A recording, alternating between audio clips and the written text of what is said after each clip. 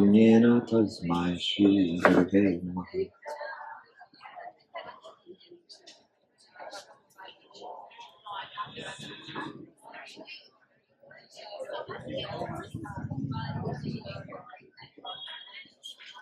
Good evening, everybody.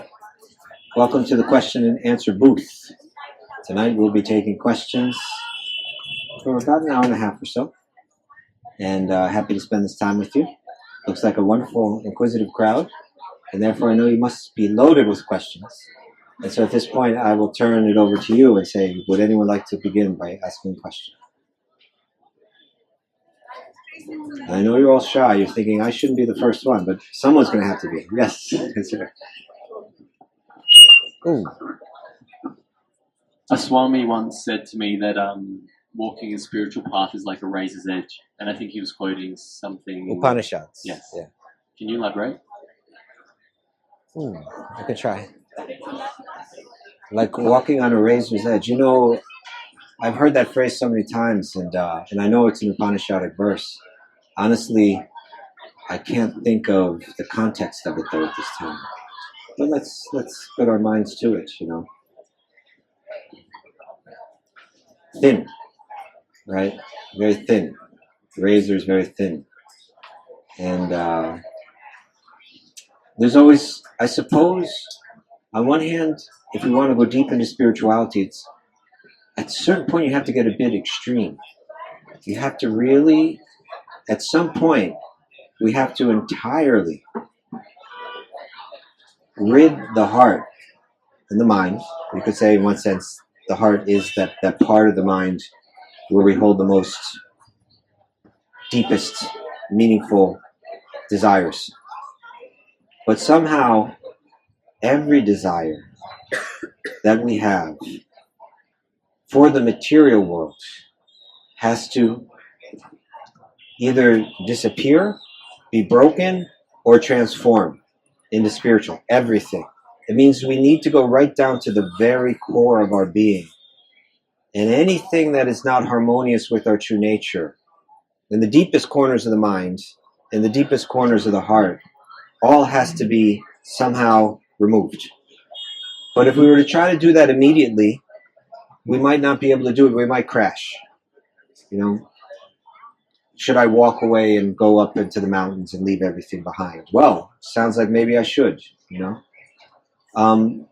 But perhaps we're not capable of doing that. You know, in the Bhagavad Gita, when Arjuna is kind of situated on his razor's edge, you know, he was waited 13 years for one moment in his life. I don't know if any of us have ever done that before. You have 13 years. He was waiting 13 years in the forest to come back and carry out the vows he took in public about how he was going to avenge the wrongs that were done. The wrongs that were done, in one sense, on a broader social level, that evil men had taken over the government. He was going to correct that. But even on a far more personal level, how they had mistreated his dear wife, Draupadi, right in public. Tried to strip her naked, claimed that she was their property, were very crude and really evil, really, really cruel. And so he, along with his brothers, they all took vows. Okay, we've been exiled to the forest for 13 years, but we will come back. We will be back. And when we come back, this is what we'll do. And they took vows about how they were going to kill so many of these evildoers. And so Arjuna had 13 years to meditate on that, to remember that, to prepare himself for one moment. And that moment is the beginning of the Bhagavad Gita. Right? It's all framed. If you read the entire Mahabharata, you'll see how this whole thing is framed. What Vyasa does, the compiler of all the Vedic literature, including Mahabharata and Bhagavad Gita, what he does is so brilliant. It's artistic. He just like a masterful playwright or screenwriter knows just what they want to get across to the audience. The most important message. They're going to frame that within the dramatic presentation. so that all attention comes to it. All attention is riveted to it. And what we have is that the entire Mahabharata is building up to that one moment where Arjuna is back on that, he's on that battlefield after 13 years of exile. And his chariot is drawn between the two armies. And that is like the most beautiful cinematic vision you can imagine. You know, beautiful Krishna. Krishna's beauty is so stunning, so captivating. And he's driving the chariot.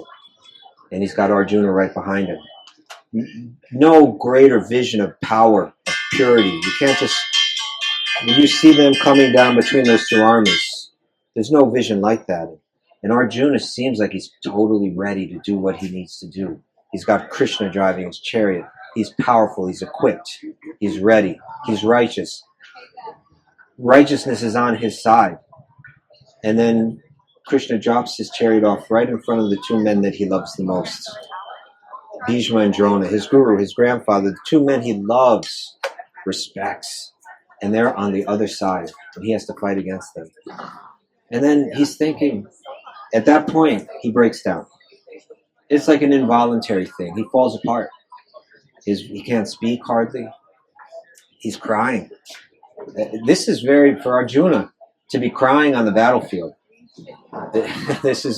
He's known as being fearless on the battlefield. He'll be a savage on the battlefield. And now he's crying. Everybody's looking at him. What is going on? He can't speak. His voice is choked up. And he's realizing, I don't want anything of this world. I see how men fight for power. Men fight for prestige. Men fight for influence and wealth. For land. I have all those things and still I'm in complete state of anxiety. I want to go off. I want to be like the yogis out in the forest. I've seen them. They don't have any of these power, prestige, wealth, influence, but they have peace. They have a happiness from within.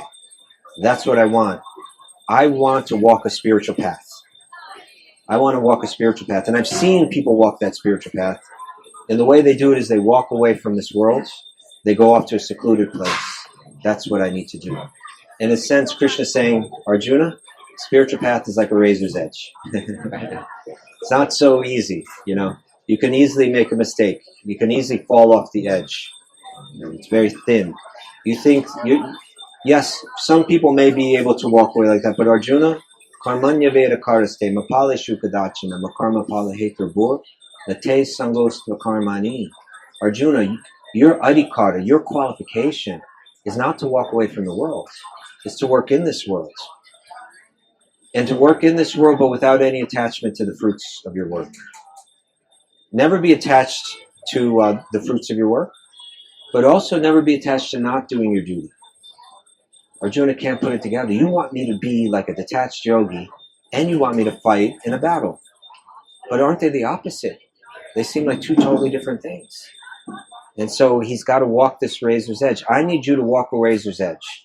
I need you to live in this world and at the same time not be at all attached to it. I need you to place yourself in the setting of, I mean, for him, it was like the most drastic material setting, in the middle of a battle. And in the middle of the battle, I want you to do it with full effort, but without wanting anything for yourself. And ultimately, he's going to say, what is it? Tasmat sarveshu kaleshu. All the time. Mam anusmarta. Be thinking of me. Like a yogi. Like yogis go off into the mountains and they think of God. Think of God within their heart. They meditate on the pastimes of God.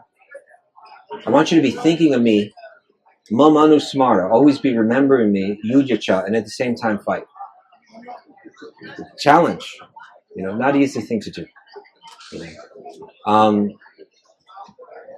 But that's the path for him. That's the path he'll have to walk. Right? Many of us will be called to live a worldly life, but to do it entirely, just as deep, just as absorbed as any other yogi, just as detached as any other jnani, you know, within this world. So perhaps that's our razor's edge. You know, perhaps that's our razor's edge, to live in the world, be in it, navigate it, and be detached from it. Be completely expert and determined and enthusiastic, working in the world, and at the same time be entirely detached from the results of it and bring our mind to God. It's a challenge. So perhaps that's one way we could see that verse. Thank you. Other questions? We have a nice crowd here. Wonderful people in the back. Welcome. Looking for a question. Simple question. Easy question. Difficult question. Yes. Remind me of your name, please. Jeff. Jeff. I'm not sure if it's been asked because I've only just Okay, come along. but I've seen you.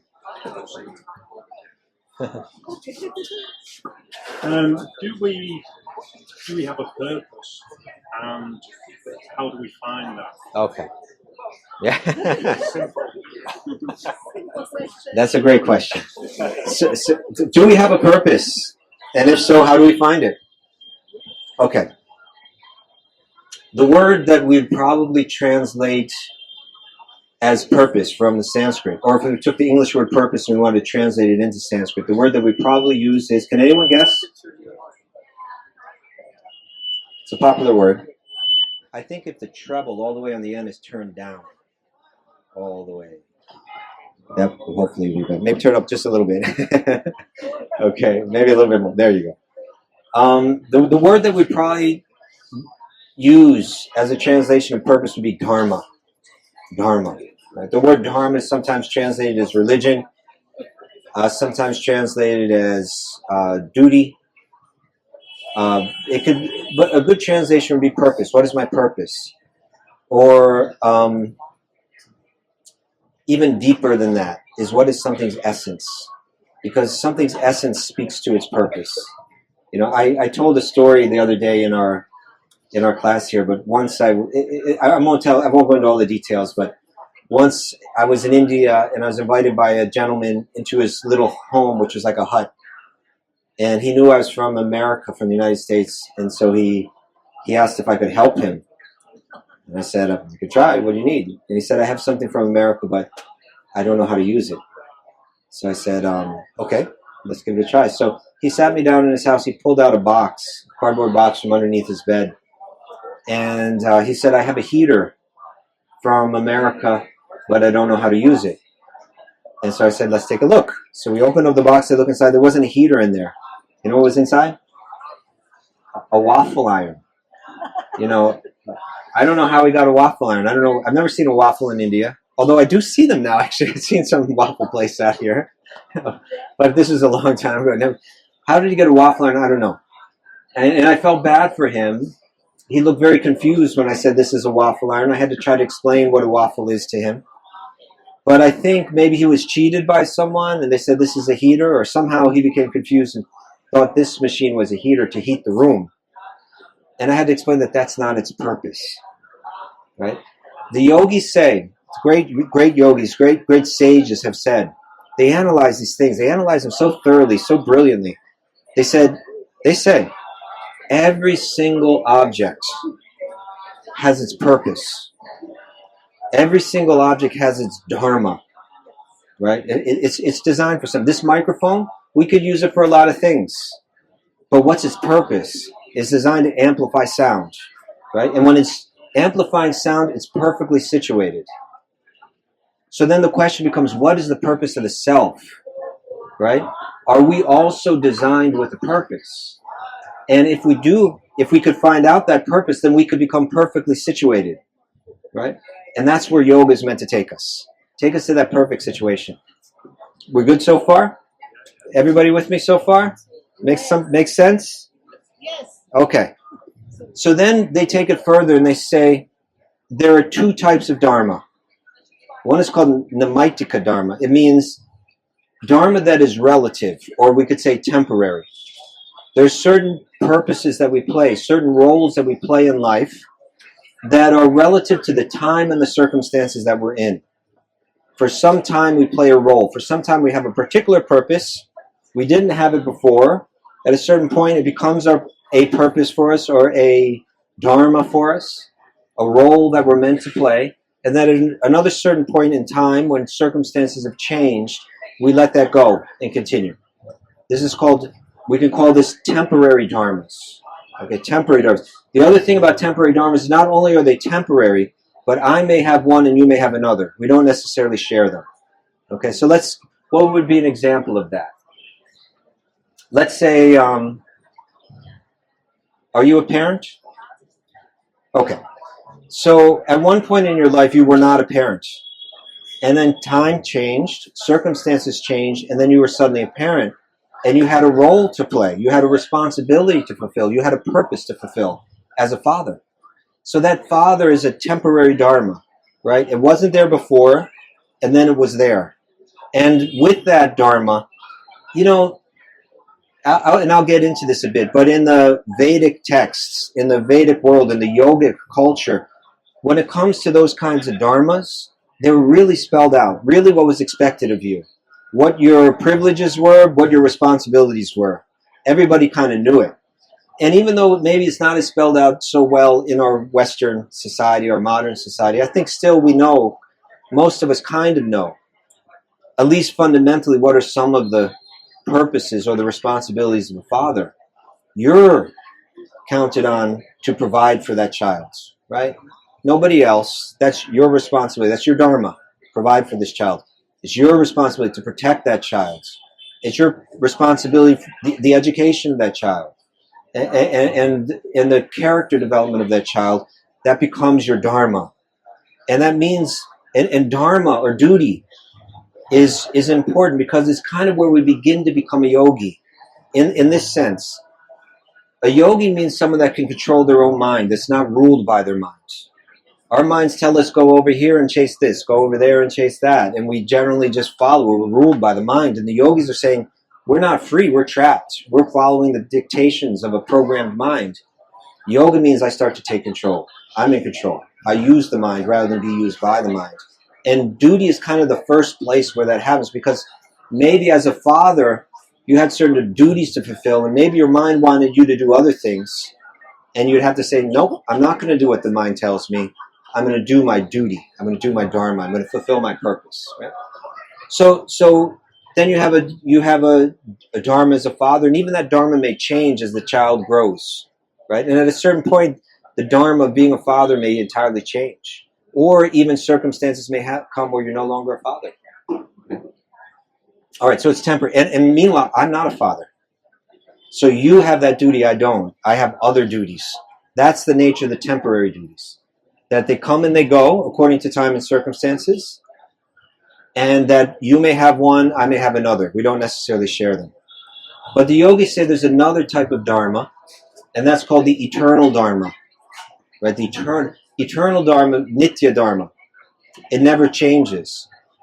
It's something that's there with us forever. It gets right to the very core of our very nature, the real essence of what we are. Right? It's said that here now when we translate dharma, rather than like duty, we could translate it as something's essence. Something's essence is its dharma. Like what would be the essence of sugar? Sweetness, right? The nature of sugar is sweetness. If it's not sweet, it's not sugar. You can't take sweetness out of sugar. It's not. If it wouldn't be sugar anymore. It's what it is. Then what is the nature of the self? What is the nature of the soul, the Atma, the spark of spiritual energy that is the true us underneath the body, underneath the mind? There's this spark of spiritual energy that's animating the body, making it come alive and feeling through the body. That's us. What is the nature of the self? And the sages say that the nature of the self is an eternal dharma that never changes and that's shared by everyone. It's not like one person is a father and one person isn't. When it comes to the eternal nature of the soul, every living being shares this. You, me, everybody here, black, white. Doesn't matter what country you're from, what gender you are. It even doesn't matter what species you are. Even a plant, if it's alive, underneath, this is its nature. Plant, animal, human. Everyone shares this nature. Do you know what the nature of the self is, according to the sages? They say the nature of the self is love. Or you could say to serve out of love is what we are all designed to do. Like this microphone is designed to amplify sound, like a pen is designed to write, like a pair of glasses is designed to improve one's sight. The self is designed to eternally serve with love. That's what we're all about, right? That's our purpose. So these two dharmas, they work in harmony, or they should work in harmony. The temporary dharmas that we do, they play a role, an external role in helping keeping stability in the world. It helps. Another definition of dharma is that which sustains, that which maintains.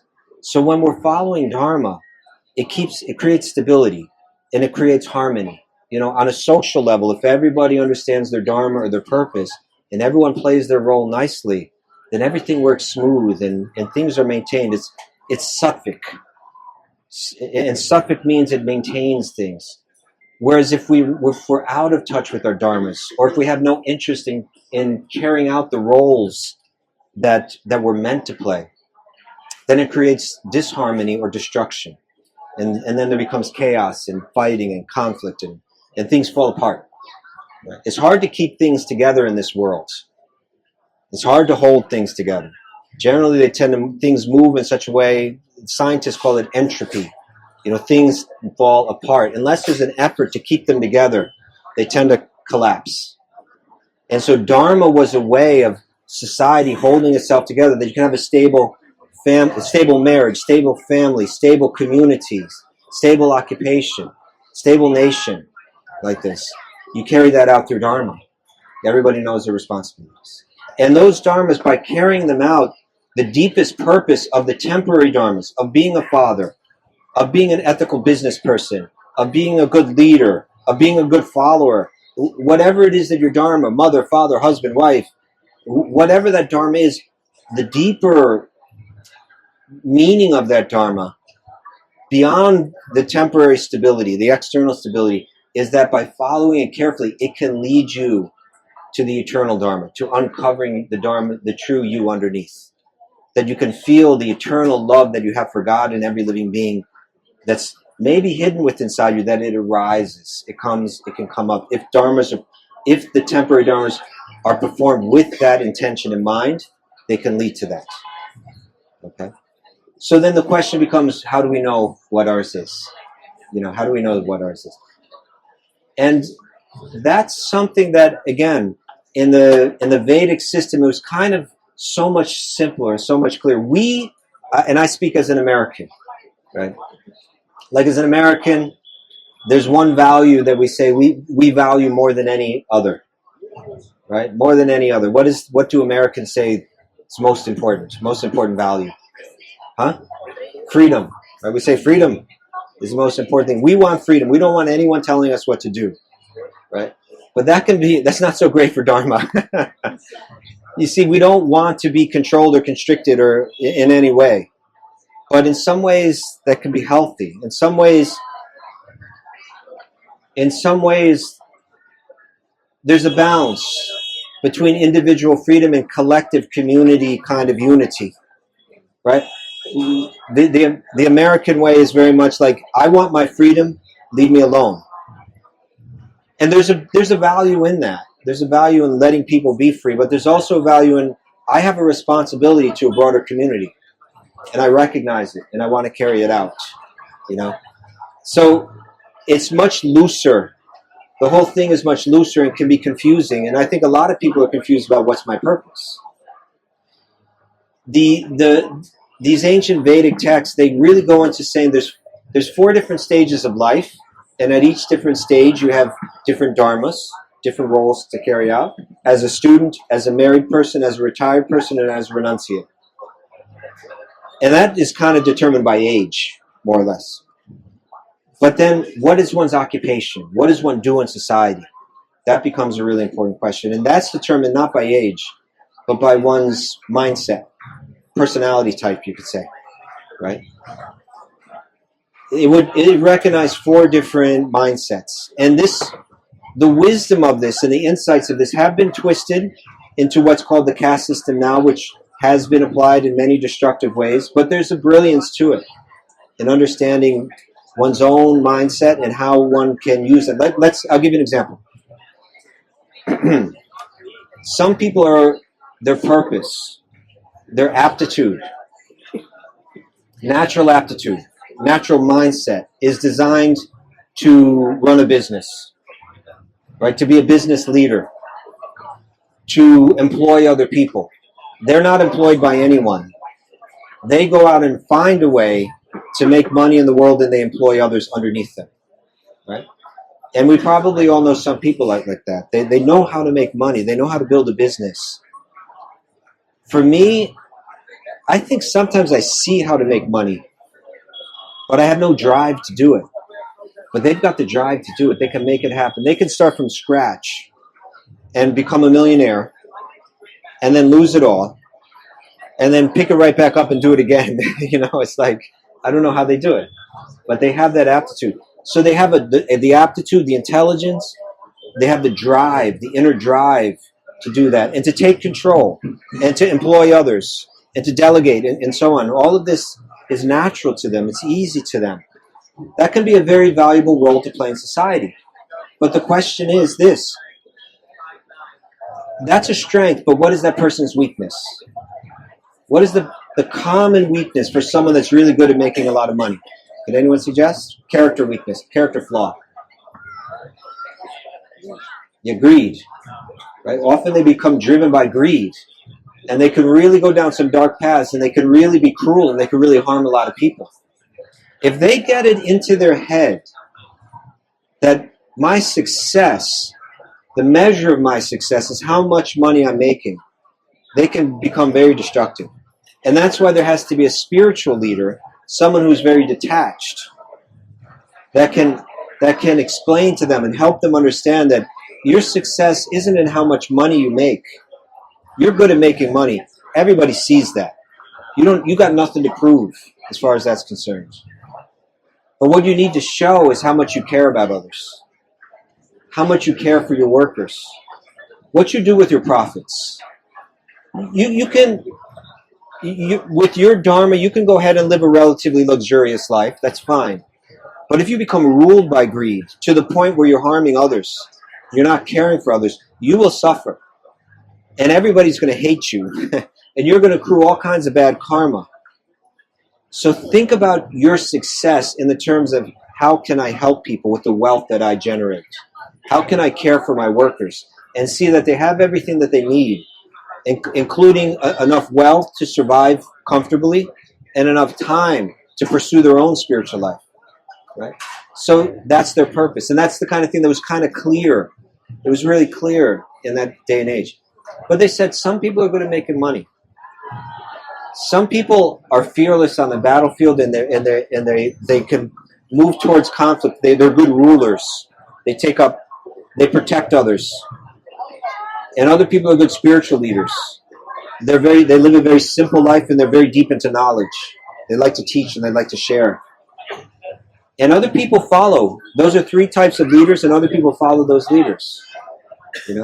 So sometimes it's not so hard to tell where we fit in. Or if there's someone that knows this science well, they can kind of tell where we fit in. But we don't live in a world where that's clearly spelled out. We don't live in a world where everyone's going to kind of respect that. So in this day and age, we have to find the essence of these teachings and then apply them in whatever way they work. What are your interests in life?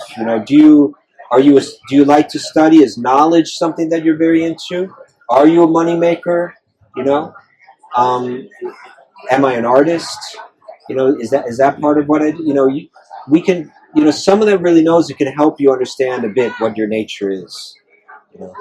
I had someone here asking a similar question a couple weeks ago.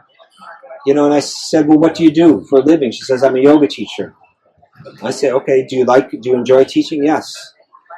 Do you feel the need to make a lot of money? Not really. I don't make so much money. I live in a van or something like that.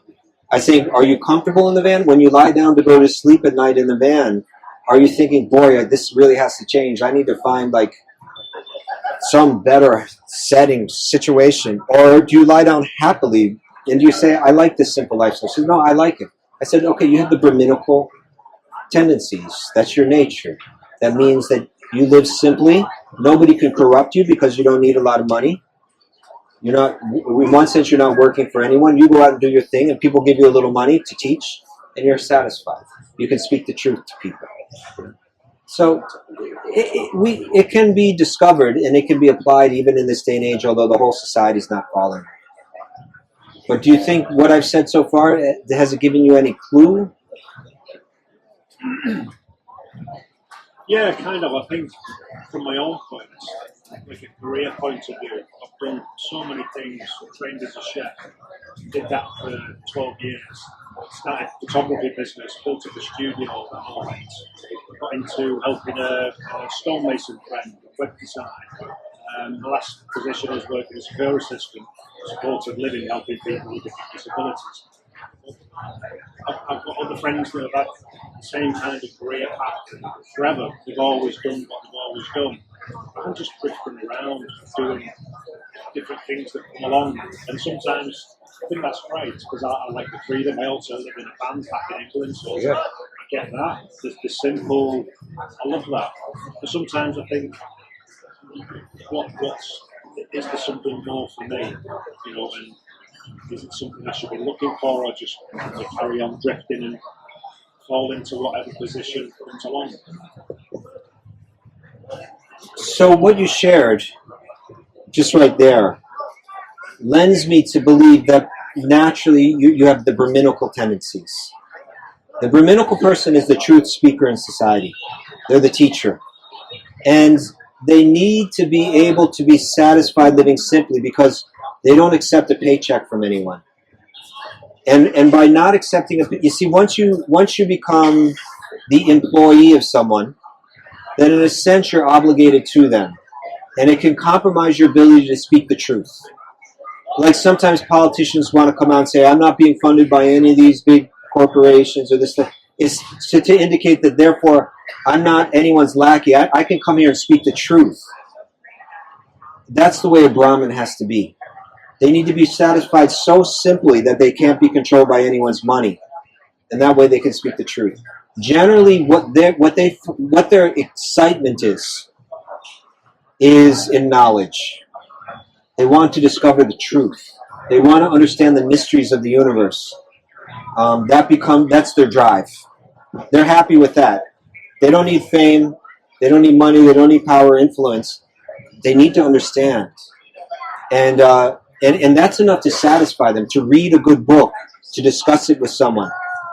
And then ultimately those people their role in society is also to become teachers, to share that knowledge with others.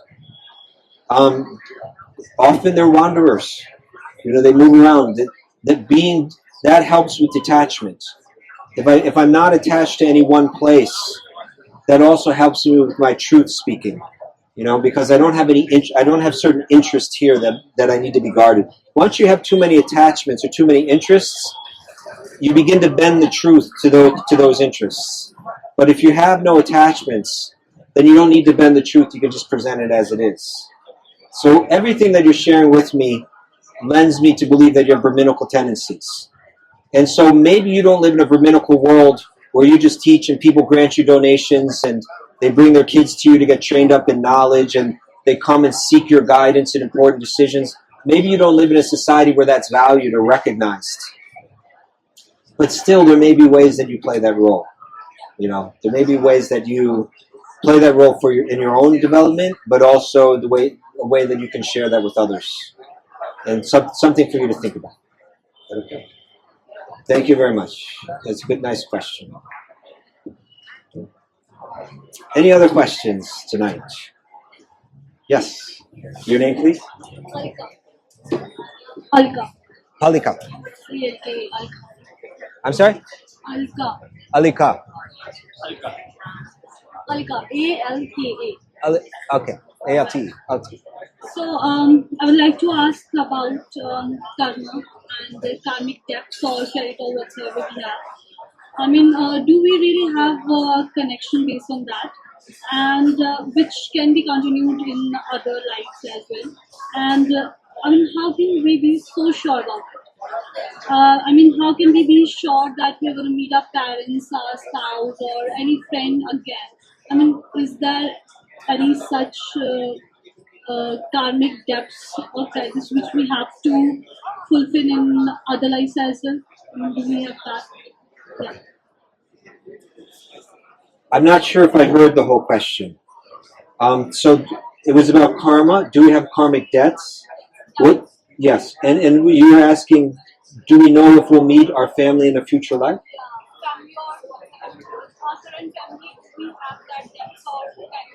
Do we have debts to our family? Okay, that's a good question. According to there's a body of text called the Four Vedas, and according to those texts, we do have debts, right? Because you see, I'll use an analogy. It's an analogy that I've been using on many of these nights. But let's say there's a child living in a home, everything's being provided for them. But they're kind of in ignorance of how everything is provided for them. They don't really have any depth of realization about this. So if you ask them, where do you get your food from? The child may say, I get the food myself. Really, how do you get the food yourself? I walk over to the refrigerator and I open up the door and I take out the food. Right? So they think I get my food from myself. They don't realize that that food was provided by a higher power. You understand? The parents are the higher power, and the parents, thinking of the good of the children, provided that food, worked and earned money, purchased it, brought it home, put it in the refrigerator, thinking about the welfare of the child. That child owes something to the parents. The child thinks, I get it myself. No. It was actually provided, right? And that's the way that this world works, is that when someone provides something for you, you have a debt to them, right? And if you don't recognize that debt, then you're living in ignorance, and one way or another you pay. So a wise person realizes, let me pay my debts, right? The sun. I have a debt to the God of the sun. I have a debt to the God of the rain, etc., etc. We have all these debts because everything's being provided, also to our parents and to our forefathers. This is a very Vedic way of thinking, right? And so commonly people will, in India you'll see, on Saturday I worship, Hanuman or this, and on this day I worship this God, and on that day I do a puja for this God, and so on, because I want to pay all the debts. Some people, they go out and they take some flour or something like this, and they scatter it on the ground because they want to pay off some of their debts by feeding other living entities. So, okay, the ants will get something, I'll play a little role like this, I'm going to give some charity, and so on, because I have all these debts to pay. That is a step up from being the child that thinks I get everything on my own. Many people are moving through this world thinking, like that child, I get everything on my own. So recognizing your debts and attempting to pay off those debts is a way of not only covering your bases so that you don't get bad karma, but it's also a way of evolving a bit as a human being. When the child recognizes, oh, my parents provided this food. Oh, I should thank them. I should be grateful. That's the child's evolving as a human being. You understand? Okay. Now, let's take this analogy a little bit further. Let's say that there's not just a parent in the picture, but let's say there's a servant in the home. In the United States, we call it maybe a nanny, someone who takes care of the children, or au pair, right? Let's say that au pair is the person that brings the food to the child every day, right? And then the child begins to recognize, this au pair brings me this food every day. It's not me, it's them. So I owe a debt to the au pair, right? But they don't realize that behind the au pair is the parents still. The parents are paying the au pair. The parents are paying for the food. The parents are providing the food and the au pair and everything. So if the child is just concerned with paying off the au pair, for recognizing and being grateful to the au pair, they haven't really understood everything. And that's where the Bhagavad Gita informs us of more than what the four Vedas taught us. In the Bhagavad Gita, Krishna is saying, yes, people worship the devas and the devis, the gods and goddesses, for the things that they're provided in this world. And he says, but when they're worshiping those devas, they're actually really just worshiping me. Because I'm like the parent behind the au pair. Whatever those gods and goddesses give you, ultimately I'm giving to them to give to you. Okay, that's what Krishna is saying. So he's saying ultimately they're worshiping me, but they don't have a full understanding of what's going on. Okay? But he's saying, but if someone turns to me, you see, all of those debts, what I do on Saturday in this temple and what I do on Sunday in that temple, we could call those dharmas, right? All the different dharmas. And at the end of the Bhagavad Gita, Krishna says, Sarva dharman parityaja. All of the duties that you have to pay off all your debts and be concerned that I don't get bad karma and that I get good karma, take all of that and just leave it behind. Because you can fill it all in one stroke. Sarva dharma parityaja. Leave behind all the different dharmas. Mam ekam sharanam vraja. And just surrender unto me. Just come to me. Right? And I'll take care of everything. Right? Because there's one source that's behind everything. So there are verses in texts like Srimad Bhagavatam that the Bhakti Shastras begin to fill out the whole picture of how to understand the Vedas, how to understand the Upanishads. You can get the deepest meaning if you read Bhagavad Gita and Srimad Bhagavatam, where they say that when one gives their entire life, gives their mind, gives their body, gives their words to God, then all of the debts are paid in one stroke. So I hope that addresses part of your question. Yes? Okay. Then there are other aspects of your question.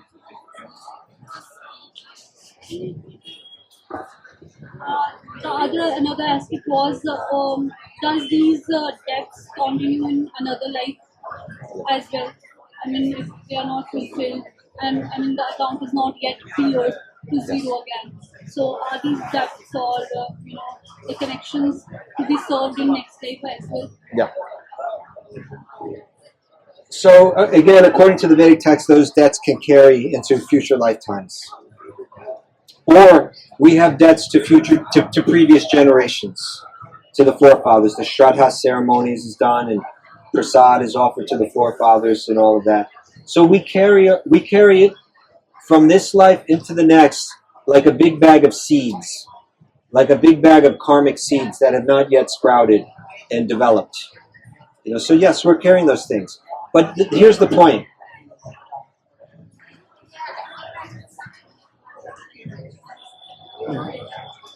We are operating in a world underneath the influence of the law called karma, right? And there's a purpose to that law, and that is it's meant to help us elevate us. You could call it cosmic sensitivity training. It's meant to help us understand how to be kind to others, how to be grateful to others, ultimately how to be grateful to God. When we act in such a way where we're callous, where we're cruel, unkind, then that law, it sends some struggle, some pain down our path. Just the way that a parent will lovingly correct a child, sometimes with a punishment. And if we're behaving in a way that's harmonious with our nature, to be kind, to be generous, thoughtful, sensitive, etc., then it rewards that with good karma, with experiences of pleasure and happiness. And then it lays it all out in the books, if that's what you're interested in, then behave this way. It's promising you some material benefit. It's hanging out a reward for you if you begin to act more in harmony with your nature. It's almost the way parents, they promise something to a child so that they'll take a step forward in their evolution. But the mature spiritualists realize, I'm beyond good and bad karma. I don't need to operate under this law anymore. The law is meant to help me discover my own true nature. But if I've discovered it, then I don't need to. This law is kind of like saying, Dear God, I'm not interested in you right now. I want to pursue life in this world separate from you. And then God's saying, okay, I'm here for you at every moment. But if you don't want me in your life right now, then I'll grant you that. I'll stay with you in your heart. And you've heard the story of how there's two birds within the heart from the Upanishads? It's like there's two birds. There's us, the soul, the Atma, and there's the Paramatma. Within every living body, there's the soul, us, and then there's the Paramatma, God within the heart. It says one bird's trying to taste the fruits on the tree. It has its back turned to the other bird. It's trying to taste the fruits on the tree. That's us trying to taste the pleasures of this world. And the other bird, God, is sitting there on the branch with us all along, just waiting for us to turn back. Right? Just waiting for us to... Some of the fruits are sweet, some of them are bitter. At a certain point, we've tasted so much bitter, we're like, should I still be trying to taste these fruits? And we turn back. Right? When we turn back, there's no need for the law of karma anymore. Because the law of karma was there to get us to turn back. You understand? So until we're ready to fully turn back, we're operating under that law. And we're taking seeds of karma into the future, even into future lives. Right? But when we turn back to God, it's like the whole bag of seeds gets burned. The moment that we say, with full sincerity, Dear God, I've had enough of trying to pursue life separately from you. I've tried this and I've tried that. I don't know how many lifetimes I've been trying different things in a sense to just try to take your position and show that I don't need you. But I'm like that selfish little child that's been unappreciated for everything that you're providing for me with love, with such love. The parents love the child. Even their punishments are given out of love so that the child will evolve. The moment that within the heart that the soul turns back and says with 100% complete sincerity, I don't want to be separate from you. I want to reconnect from you. Please help me understand how to reconnect. From that moment, law of karma is not in effect for them anymore. That bag of seeds can be burnt in an instant. And now whatever's happening to us in our life, pleasant or unpleasant, is not a seed from the past. It's the direct hand of God in our life. Right? Very personally orchestrating our experiences in such a way that we fully open up. Does that help? Okay. Okay. Thank you very much. It's a very nice question.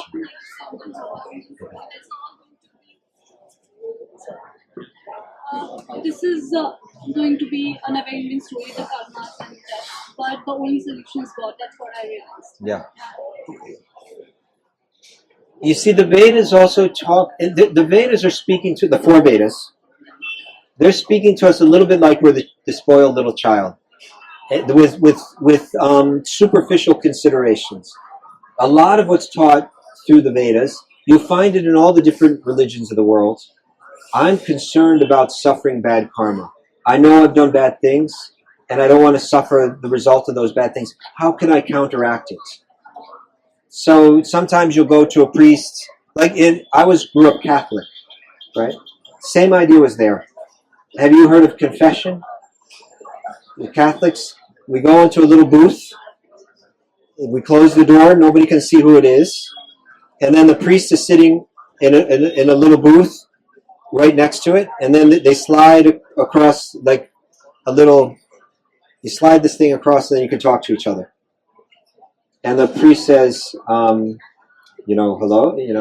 and then you say to the priest, forgive me, Father, for I have sinned. And then the priest says, what sins have you committed? And then you go down the list, I did this, and I did that, and I did this, and I did that.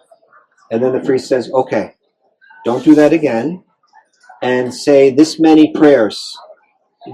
The prayers we would always say is, Our Father who art in heaven, hallowed be thy name, thy kingdom come, thy will be done on earth as it is in heaven. This is a very famous prayer, Jesus. And the other prayer is the Hail Mary. Hail Mary, full of grace, the Lord is with thee. Blessed, So we know that we would learn those prayers, and the idea was through confessing our sin and saying the prayers, we would be relieved of having to suffer based on those sins, and we would be clean again. But then we would tend to just go out and do the same things again, right? And then you come back, and some people every week, they come to the priest and they do this. But it's there in the Vedic tradition as well. They call it prayaschitta, right? There are ceremonies or rituals to perform to counteract your bad karma so that you'll be free of it. And they'll say, chant these mantras, wear this ring on your finger, do a puja to Lakshmi Devi, whatever. They'll give you like a prescription to become free of your bad karma that you do.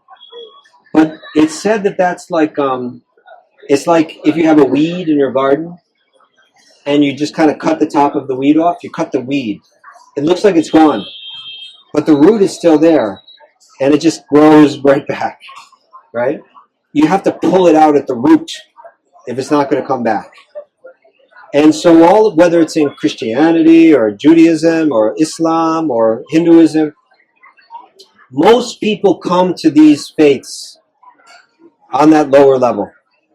They're worried that they're going to suffer. They're worried they're going to go to hell. They're worried they want to go to heaven. They want to be free from suffering. They're turning to God, please give me happiness in this world and freedom from suffering. That's where most people come. But the idea is you're meant to grow. You're meant to elevate. You're meant to let go of the things of this world and realize that I have a much higher potential, a much higher spiritual potential, and evolve like that. Evolve. Where does the evolution lead to? Love. I love God. I don't approach God for the things of this world, right? Which we could call, in Sanskrit, we call bhoga, right? Material enjoyment. I don't even approach God for moksha, for freedom from suffering. I approach God only for prema, divine love, right? Then we fully evolve. Now we are coming to our full potential as souls, as spirits. That's where it's all meant to go. So the Shastra, the sacred texts, they speak on all these. They'll come and speak to you at whatever level you're on. But we're not meant to get stuck on those levels. We're meant to evolve to the next, And if we can get the message that divine love is the goal of the whole thing, not even moksha, but divine love is the highest goal, then we can take an elevator right to the top. We can do practices that are aiming to that without wasting time of these other levels. We can begin to practice bhakti. We can begin to practice divine love. And in one lifetime, even shorter, we can achieve the ultimate goal of life, that Krishna prema, divine love within the heart. That's what we should aim for. That's the message of Bhagavad Gita. That's the message of Srimad Bhagavatam. It's where these are the texts where they clear up all the teachings and they get you pointed right for the highest goal. Thank you. Those nice questions. How's time? Okay. Other questions out there? Akshay. Thank you. So Lord Krishna tells Arjuna to have his mind fixated on him, Yes. even while he's fighting the war. Yes. He says that keep your mind fixed on me and then you become dear to me. How is it possible to have him in your mind without losing track of the present moment? So for instance, if I'm visualizing, if I'm having Lord Krishna in my mind and I'm trying to visualize him everywhere in this moment, then how am I going to pay attention to what you're saying, for example? And one other linked question. Lord Krishna mainly focuses in the Gita, I believe, I may be wrong on this, but I think he focuses more on Jnana Yoga, Bhakti Yoga and Karma Yoga, but not so much on Raja Yoga and not so much on Hatha Yoga. And if he's saying that if you should have your mind fixed on me, then can we utilize some of these techniques as well to have our mind fixed on me? Okay. These are very good questions. And so let's deal with the second part of your question first. Raja Yoga in the Bhagavad Gita is called Dhyana Yoga. It's the same thing. And also Patanjali called more or less the same thing, Ashtanga Yoga. But this is a deeply meditative yoga wherein the idea is to still the mind and focus it on one object through intense self-discipline while walking away from the world. We can call that Raja Yoga, we can call it Bhagavad Gita, call it Dhyana Yoga, Patanjali will call it Ashtanga Yoga. It's more or less the same thing. Bhagavad Gita will dedicate an entire chapter, the 6th chapter, to that. So it's there in Bhagavad Gita. There's other mentions in other places, but especially 6th chapter, Krishna lays it out in some detail. Jnana Yoga, there's much Jnana Yoga woven through the text of Bhagavad Gita. Karma Yoga, certainly. Bhagavad Gita is the text on Karma Yoga. There's no other, like the other yogas, like Ashtanga Yoga, you might read Patanjali's yogas, but if you want to know about Karma Yoga, Bhagavad Gita is where you're going, by far, very clearly. And then Bhakti Yoga is there. Sometimes it's divided, we call these 4 paths of yoga, right? It can be divided other ways, but it makes sense to divide it that way. We can, sometimes when we categorize and divide, it can even make it harder to understand. It can, if it's not done with sensitivity, it can cloud sometimes more than it clarifies. But I think in this case, it can clarify things. And in the Gita itself, in the 13th chapter, Krishna is going to say, it's a chapter that's dedicated to the Paramatma, God within the heart. And Krishna says, there are different ways people try to find God within the heart. One way is through dhyana, through dhyana yoga, through Raja Yoga, Ashtanga Yoga. He says one way is through, I think in that verse he calls it Sankhya, which refers to Jnana Yoga. He says, and other people do, he literally uses the term through Karma Yoga. And then the next verse says, and others simply by hearing. I think he uses the term Shruta Parayana, those who are dedicated to hearing.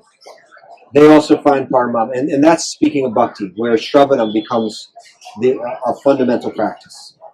So those divisions are there. And really what the Bhagavad Gita is a comparative study of all the different yogas that have been discussed earlier. It's the Bhagavad Gita is looking at the teachings of the 4 Vedas, the Karma Kanda section, and it's saying it's valid, but you need to rise above it, Arjuna. You need to rise above the flowery words of the Vedas. You need to stop thinking about accruing good karma. Don't concern yourself with rising up to the higher planets. You should be beyond that. You should come to the platform of yoga. And so there he begins to describe Karma Yoga. You can work in this world and have the same detachment as the Jnana Yogi. But what Krishna teaches is whether you're practicing Ashtanga Yoga, whether you're practicing Jnana Yoga, whether you're practicing Karma Yoga, all of those yogas are valid and real. But they all are a means to an end. They are all different ways to prepare yourself to love God with all your heart, which is Bhakti. If you haven't come to that point, then you haven't followed them all the way. So for instance, with Jnana Yoga, he'll say, Bahunam Janmana Ante. Bahunam Janmana Ante. At the end, the Ante of Bahu Janma, of many births and deaths. Jnanavan, one who's been practicing Jnana Yoga and now is Jnanavan. Now they have Jnana. Mam prapadyante, they surrender unto me. So he's saying that the practice of Jnana Yoga, wherein you analyze all of your different material desires without any sentimentality whatsoever, and you break them down, and you in a sense crack every material desire in your mind. He's saying that's a real path, and it works. It's not an easy path, but when you achieve the goal of it and you are free of all material desires, then you surrender unto me. The value of it is that now there's no desires distracting me from giving myself fully to God.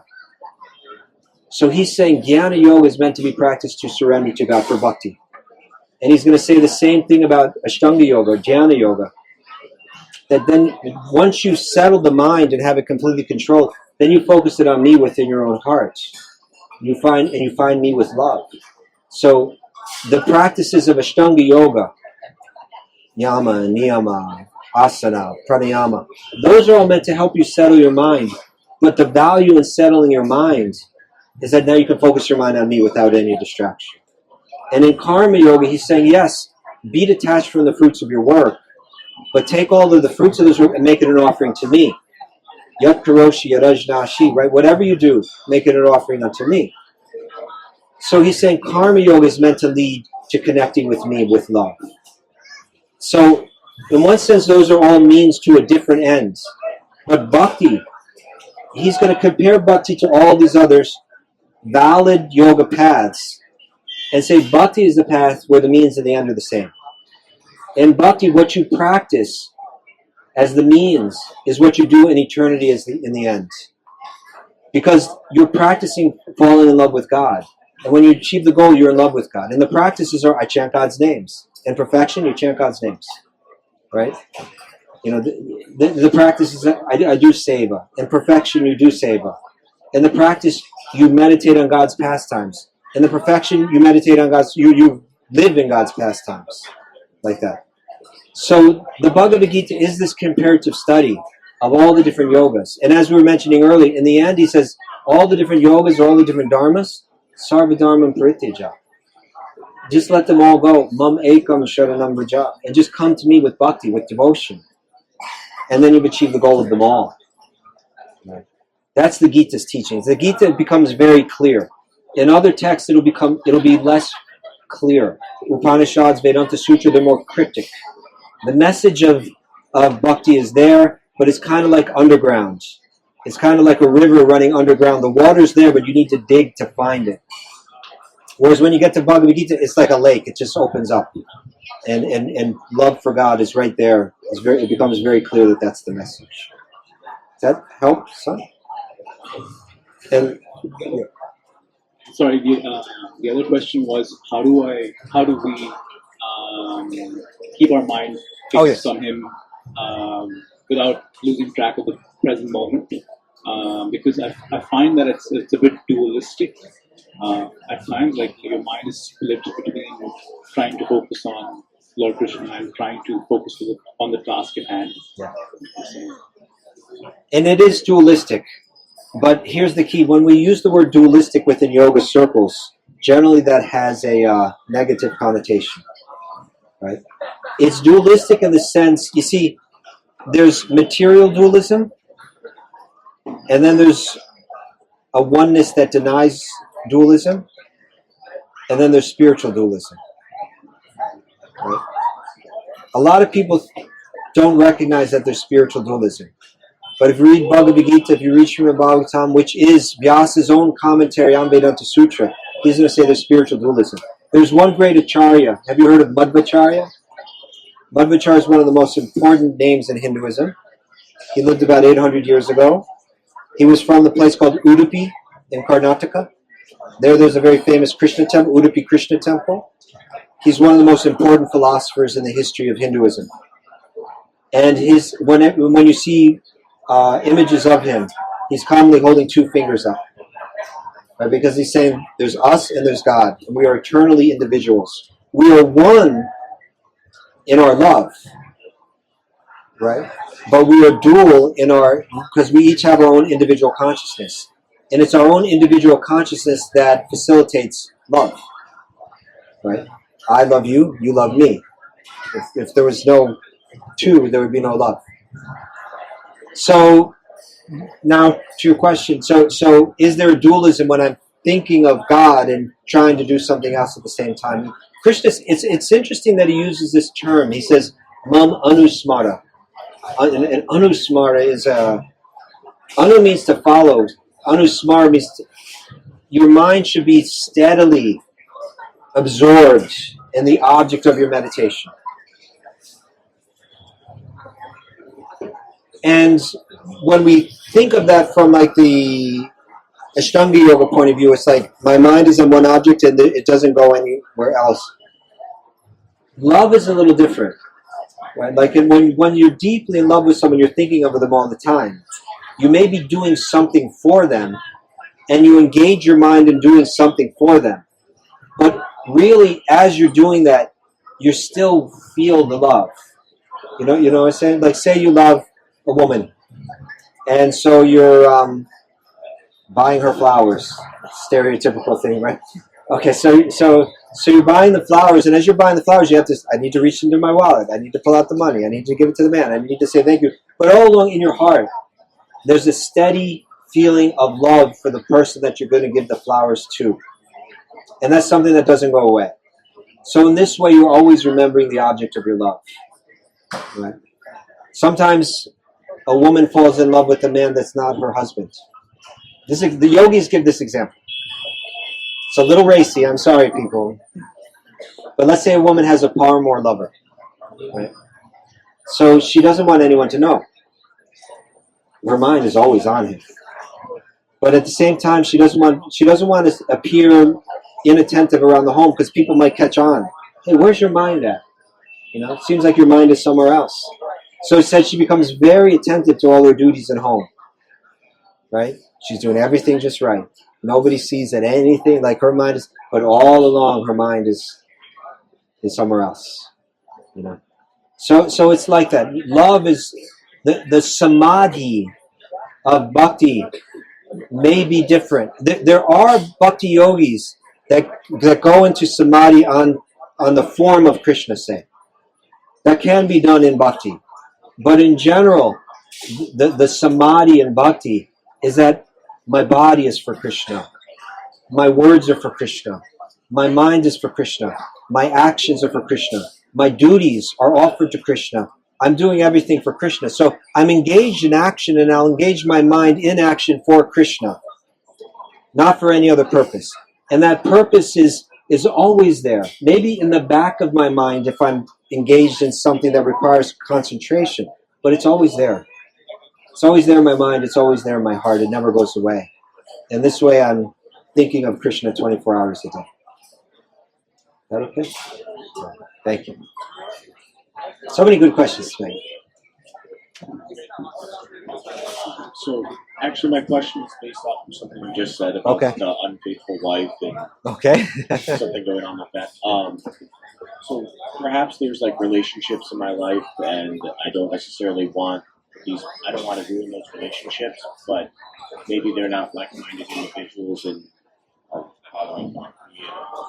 I'm just starting my path now. And I talked to Shore about this, and he said that there's a story about this magistrate that had two Muslim followers, and they were in love with Krishna, but they didn't want their magistrate to know, and he suggested that perhaps that's the way I should go about it, but I wasn't sure if you knew what your opinion was, and you have a different idea, because it doesn't really sound like a great idea necessarily to put on a fake mask all the time. I think, let me make sure I understood your question. You are practicing bhakti, but you're living in a world where you're starting to practice bhakti. You're starting to practice bhakti, but you're in a world where people don't understand it, recognize it, and maybe you can't even show it. And so another... Around my close people. I'm meeting new people who are like wonderful. Okay. Like, wow, there's a whole community out there. Yes, you're recognizing there's a bhakti community out there that I want to connect with, but I have these inner core relationships that you don't want to ruin. Family and work. Okay. Yeah. And so one suggestion is, I believe the persons that you're talking to are like two of the most important spiritual teachers in our lineage. They did eventually break out and just lived a full-on bhakti, external bhakti lifestyle. So you have to find a way to move through your world and feel like one person, even though you have something going on inside that nobody knows about. And maybe they can't understand it. Yeah, maybe they think it's like not necessarily my true path, and that it's because I wasn't born into it or something that it's not genuine. But this is actually the thing that's resonated with me the most. So, okay. Do you think they're open-minded enough that if you spoke with them that they could understand where you're coming from, or maybe they would never understand even if you explained it to them?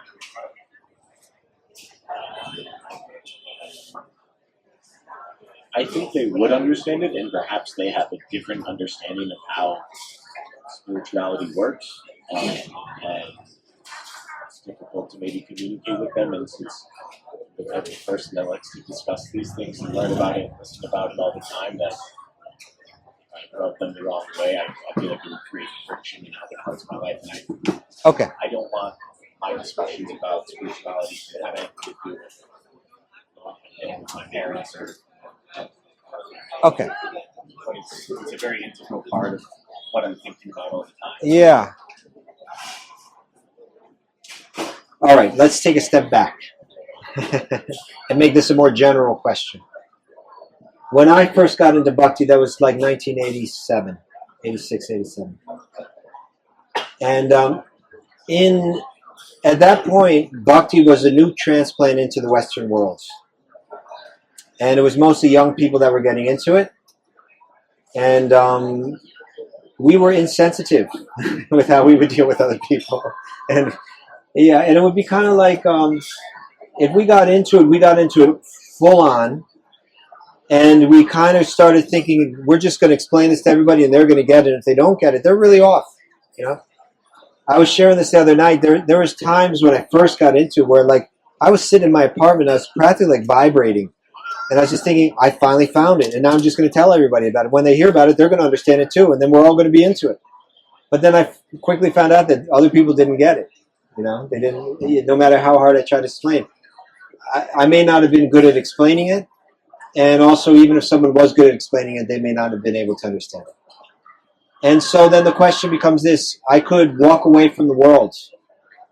I could walk away from all these relationships. That's one way to go. And honestly, it's a valid way to go. My parents objected to come back. So Okay. please come back. Right. Say after. Some I people, would totally do that. your parents ask you to come back from India, and some people don't. Some people burn the passport and they wander off into these hills. They didn't do it.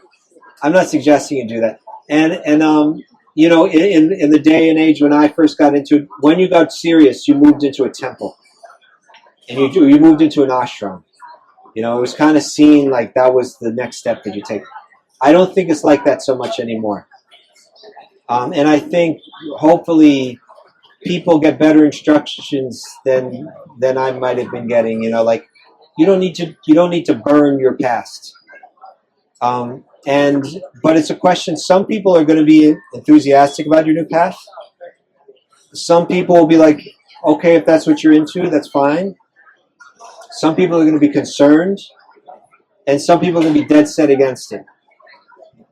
You may come across all those attitudes.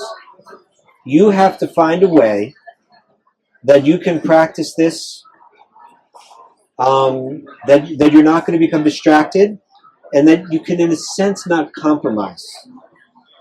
Right? Because this path is going to require a lot of commitment on your end. It doesn't mean that you have to walk away from your relationships necessarily. But it means that you're going to have to find a way to move through that world. And we've had similar questions here over the nights, and I'll share an example that I've been sharing. So some of you may have heard me share this example. But my wife, she lived in an ashram. I think it was probably about 7 or 8 years, and she lived full on like a female monk essentially. She learned the teachings and she learned the practices and all of that. And then when we got married, she became a teacher in New York City. And she maintained her faith in all her practices. She would wake up early in the morning, she would chant her japa, she would do her puja, and so on. All those things were steady. And then she would go to work. And when she would go to work, nobody knew exactly what she was. She didn't go to work with tilak on. She did have her neck beads, and that was kind of like a little clue to people, I think. You know, she's into something. They knew she was vegetarian. That was kind of different than most people, but they knew she was into something. But she didn't outwardly present it to people. But they could catch on that she was special. And really it had to do with the character traits and the behavior as a bhakti yogi that she imbibed and practiced in her life. They were unique in that world. And she lived that life without talking about it. And maybe the most prominent way that was demonstrated to the other people, because besides her own, she's got a very beautiful kind of sattvic nature that I think is easy for people to pick up on. But beyond that, in terms of her behavior, there's a lot of gossip and a lot of resentment and a lot of negative talk that would go on in that atmosphere. Even it was like a Montessori school, which everybody has a picture of, like, oh, it's such a sweet world and everything like that. there's the parents, there's the teachers, there's the administration. And they're all frustrated with each other, and they all feel misunderstood by the others, and they all feel like the others got all kind of issues, and they complain about each other. And not only that, even amongst the teachers, they also are gossiping about one another all the time. And she had spent 7 or 8 years in an ashram being trained that we don't engage like that. That's a lower level of talk, right? All this useless. If you got something to say to make an improvement, let's come out and respectfully share that. But there's no point in talking about this. You do it every day, on and on and on. It just drags your consciousness and everybody else's consciousness down. So she would live in that world where people are talking like that, and without lecturing them, she would just somehow always circumvent it, somehow always change the conversation, lift the conversation up, avoid the conversation. Somehow people will begin to get the message. She doesn't engage in this way. And this is powerful. If people pick this up from you, they're saying that this person's on another level than most people. This person is trustworthy. Because everybody kind of gets it too, that if you and I are here gossiping about someone else, when I'm not here, you're probably gossiping about me. Everybody knows that. You kind of know that. Right? I was sharing that there was one powerful spiritual leader I knew, passed away some years ago. And he shared something that was so powerful. He said, if someone else comes up to me and they're engaged in some kind of idle gossip about other people, now, what do you all think I'm going to say at this point? Like the logical thing to think is like, I should tell them I don't engage that way, or I correct them and tell them how harmful what they're doing is. He didn't say that. Rather than pointing at the other person, he pointed at himself. If someone comes up to me with some idle gossip about another person, what does that say about me? That they would think that I have any interest in this level of conversation means I'm really off my game. I really need to improve. They should know that that's not how I engage. That's the way a deeply spiritual. You take it to the next level, right? Take it to the next level. So people got that vibe from my wife, and they knew she was deeply spiritual. And the way it showed was they stopped talking to her about that stuff. They kind of got the message. In this way, her behavior lifted up their behavior, at least when they were around her. Right? There's a statement in the Yoga Sutras that it's speaking about ahimsa.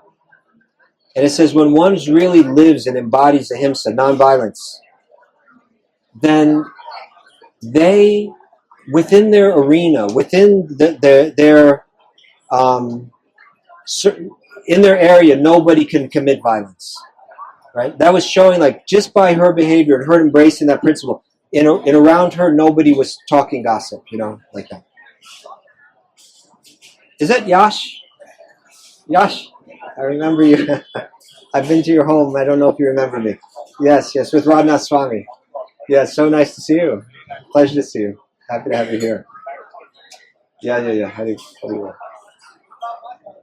So you need to, and you can take guidance from other bhakti yogis that you respect. But you need to find a way to move through that world where you're living your path and not being diverted from it. You're not being pulled down. And in this way, you're probably lifting some other people up. Some people will want to hear all of what you're about. You see, not only did they not talk that way around her anymore, but when they really needed advice, when their life hit some bump in the road that was deeply challenging, when they needed someone they could trust and open up to, they sought her out. Because they knew that she could be trusted, and they knew she said she had insights into life, unique insights into life, just by the way she behaved. Never once saying, I'm a Hare Krishna, I'm a Bhakti Yogi, but they knew. So some people are going to be interested in what you're doing, you can share. Some people might be a little concerned, and debating may not help. It's going to take time. But if you live your life, and if you show, a lot of times what they're most concerned about, their biggest concern is that you are going to leave them behind, right? You are, like your parents are saying, please come back. But even if you're not in another country, they're concerned that you're not going to be their friend anymore, that you've changed, that you got into something weird, and we used to have so much fun together, and now you don't engage in that way. And on some level, they may have to learn you don't engage in the same ways that you engage. But if you can do it in a way that's respectful, that you're not preaching down to them, but you're just like, I'm sorry, but, this is what I still love you. I care about you. I'm your friend. I'll always be your friend. But I'm not interested in going to the bar. I'm not interested in just like watching football all day. I'm just not interested in that anymore. I'm not judging you for it, but let's connect in other ways, and let's still, like in this way, you live your life without judging others, without condemning others, without being preachy, but maintaining your principles, and then time is going to kind of start to like reveal what the future looks like. Who kind of drifts away? Who stays right where they are and stays your friend even though you have different interests now? Who starts to move in your direction? Over the course of time, there'll be shifts in all of that. And you maintain your principles. You maintain your principles, but you do it in a sensitive way. How to adjust that knob just right is something that you'll learn. You'll make a few mistakes. You'll make a few mistakes, but you'll learn from those mistakes, and you'll become better and better at moving through this world, being in your spiritual space, kind of being insulated from the effects of the materialistic worlds, and then becoming an instrument of God's grace in the lives of people that are able to accept it. Takes time. You'll get it though. Yeah. Thank you. One more question tonight. Over here, Jamie. She has a lot of questions, I believe. Huh? Please explain from this frame how an individual embarking on this path continues to acknowledge their shadow side, and also how does the community support that person in acknowledging their shadow side? Okay. How do you acknowledge your shadow side? From the perspective of Bhakti Yoga. Okay. I'm not exactly sure what you mean by shadow side, but I'll start speaking about it from the way that it's spoken about traditionally within this tradition. It said that the yogi has no enemies, no external enemies, but we have actually internal enemies: lust, greed, anger. Like these are the internal enemies. Right? And so that we could say that's our shadow side, right? I got this dark side to me. It's still in me. And I will not be free until those enemies have been eliminated from my mind and from my consciousness. And so we have to be able to look within ourselves honestly. When we come to the spiritual path, the tendency in the beginning is to think, I don't have any shadow side anymore. I left it behind. It's gone. Poof. As soon as I turn to this, it's gone. But it's likely when you get a little bit further down the road, you realize, oh, it's all still there. Right? And it may be a challenging path before I'm free of it all. Right? And so the whole practice becomes a way of letting go of what we call anarthas. Right? There's a stage of spiritual evolution called anartha nivritti. Ridding oneself of all the anarthas. Anarthas means, literally, artha means like value. Anartha means something that has no value. So ridding of yourself of all that within you that has no value. Again, lust, greed, anger, madness, all these kind of things. There's a stage where one goes through that. So there's stages prior to that. These are the beginning stages. First one is called Shraddha. It means faith. There's some spark of faith. I come to a festival like this, I go into the kirtan, I say, I've never felt an energy like this before. That the faith is born. I hear a little discussion of Bhagavad Gita. This makes a lot of sense. The faith is born. I meet a deeply spiritual bhakti yogi. Whoa, that person seems to be on the right path, right? A little bit of faith is grown, right, inside me. That's the beginning. Next stage, sadhu sangha. I begin to associate with people that practice sadhus. There's a definition of what sadhu is. Everyone's familiar with the word sadhu? So generally when we hear the word nowadays, we think of the person with the beard and the dreadlocks, turban maybe. They've got a bag over their shoulder and they're wandering off into the hills. Or maybe they're covered with ashes, maybe naked. That's sadhu can be used that way, but really it has more to do with the internal than the external. And so there's a verse from the Srimad Bhagavatam. The definition of the sadhu, or really what it's defining is the ornaments of the sadhu, the ornaments that the sadhu wears. Like materialistic people often have a lot of ornaments on. They might not necessarily that they're materialistic, but I got fancy jewelry, I got earrings, I got bracelets on, and I got these different ornaments. What are the ornaments of the sadhu who doesn't wear jewelry and all that? Right? What are their ornaments? Titikshava karunakas surida sarvadehinam ajatra satya sochavyam sadhava sarubhushanam. Titikshava, tolerance. Karunaka, compassion, mercy. Titikshava karunaka suridam sarvadehinam. They are the friend of every living being. Ajatra satya sochavyam. They're very pure. They have no enemies. These are the ornaments of the sadhu. So the second stage in spiritual life, first is faith, shraddha, then sadhu sangha. You begin to associate with sadhus, people that are practicing this. That association becomes so powerful. Now the faith grows. Now the faith grows in the association of the sadhus. Then the third stage is called bhajana kriya. Bhajana means, literally bhajana is generally translated as like worship. Kriya means I'm becoming purified through the worship, I'm becoming cleansed, purified through it.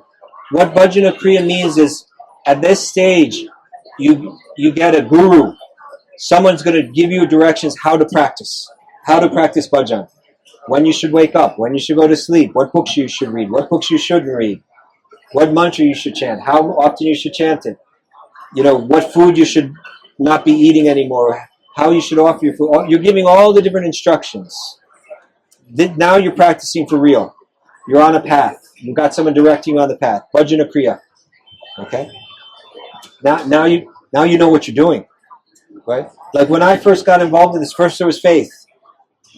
Then there was sadhu sangha. I started associating with people that are into it.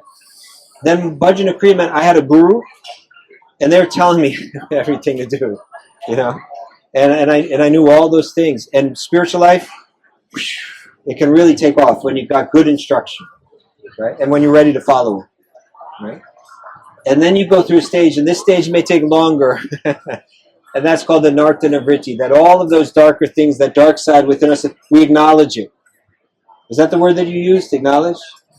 I acknowledge, I see these things inside myself. Maybe on those earlier stages I thought I was past it. Now I'm doing bhajana kriya. I sit down to meditate and I can see I have greed in me. I can see I have lust in me. It's clear. It's all still underneath there. But through bhajana kriya, through this practice, practicing steadily, I want to let go of all the anarthas, anartha nivritti. I want to pass through the stage of anartha, at least largely, at least in the grossest and most prominent forms. I need to let go of it. I need to, as a man, when I see the form of a woman, I can't think, oh, I want to enjoy that. No, that's the lust inside me. I need to get to the point where that's not there anymore, that I'm not seeing like that anymore. Anartha nivritti. I wanted so many things that I had greed for more and more. Now I see more and more just complicates my life. I really understand it now. I've largely let go of it. Anger. I used to get angry over this and that. It would rise up in me and powerful, take over. I've learned to control it, and I've learned to let go of it. So, anartha nivritti, I need to let go of all these things. And if I can at least mostly let go of them all. Then I come to a stage called Nishta. Nishta means I'm fixed. I'm no longer shaky. I'm no longer back and forth. My mind is fixed. My commitment is fixed. I wake up in the morning. I do my spiritual practice. Nothing's confusing me. I'm not doing it one day and not doing it the next day. I got this real steadiness. I'm fixed in my spiritual practice. I'm fixed in my consciousness. Now things are getting real on the spiritual level. From there, there's something called ruchi. Next stage is called ruchi. Ruchi means taste. I used to be doing these spiritual practices because I knew they were good for me. But I didn't have so much taste. I used to sit down and chant my japa. I would try to concentrate. I would do it every day, but I was doing it because I know it's good for me, but I don't have any taste. But now, I begin to taste it. When I chant that name, I feel good. I'm not doing it because I'm supposed to do it. I'm not doing it just because I took a vow to do it. I'm doing it because when I do it, there's such a taste in it. I'm beginning to get some taste. This is now spiritual life is really getting dynamic. Next stage is called Ashakti. That taste that I was tasting before, I become addicted to that taste. That taste, I'm so excited about that taste that I've lost taste for all of the material things in life. People are beginning to look at me like I'm a little bit crazy because I've got such an addiction to spiritual life. That's called the Shakti. And then the next stage is a very important one. It's really where the spiritual life, we're almost there. It's called Bhava. Bhava means that there's a sprout of prema that has appeared. Just like a seed is under the ground, you don't see it, but at a certain point a little sprout comes out and you're like, it's there. It's growing. It's real. It's just a matter of time. And this is going to grow into prema. Right? Prema is the final. On Bhava, a lot is revealed to you. And in Bhava, on the esoteric side of Bhakti, what happens in Bhava is that you begin to love God in a special way, in a particular way. I love God like a friend. I love God with the love that a parent has for a child. I love God like a lover loves another lover. You begin to develop an interest. It comes within you. It's not like you choose it, but it arises within you. And then you become especially attracted to hearing about Krishna's pastimes and the particular love that's growing in you. And when that grows more and more and more, and it fully, the love that you have is fully revealed, that's called prema, Krishna prema. And that's the goal of Bhakti Yoga. So it goes through all those different stages. Faith, sadhu sangha, association with sadhus, bhajana kriya, anartana vritti, nishta, ruchi, ashakti, bhava, prema. All the way up. But early on, we're going to have to come to terms with our darker side. We're going to have to look at it. And the guru is a person that's giving you instructions that'll get you through that stage. If your guru is for real, if they really understand the science of bhakti, and they really understand you, then they'll give you very good instructions. And if you have faith in those instructions, strong faith in those instructions, and you follow them. If you don't follow them, it's not going to work. If there's a weakness in that faith, and well, maybe they know what they're telling you, but maybe they don't, it's not going to work. But for one has strong faith in the instructions of the guru. I'm trying to remember the verse now, but it's slipping my mind. Any case, that faith, yes, that'll carry you. Faith in the instructions of the guru will carry you through all those different stages. You can come to prema. That's how bhakti is practiced. Thank you. I said only one more question, but I thought maybe you had an important question. You can ask. I don't think it's a good question, but I was just what she said about darker sides, wanting to like the idea of wanting to get rid of it is a want in and of itself. Yes. So, and I don't feel that we can let go of anything. It let goes of you. It's a want in and of itself. I mean, I see a contradiction in it. And another, the way we speak about love and God, it almost feels that love is an aspect of God. Like, God is love, God is purple, God is blue. But to me, love is God, not the other way around. Okay. No, it makes sense to me. And what I'll share with you is that traditionally, historically, within the realm of Vedanta, there have been two viewpoints.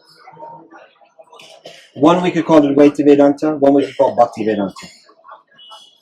In Advaita Vedanta, love would be seen as within the world of duality and ultimately illusory.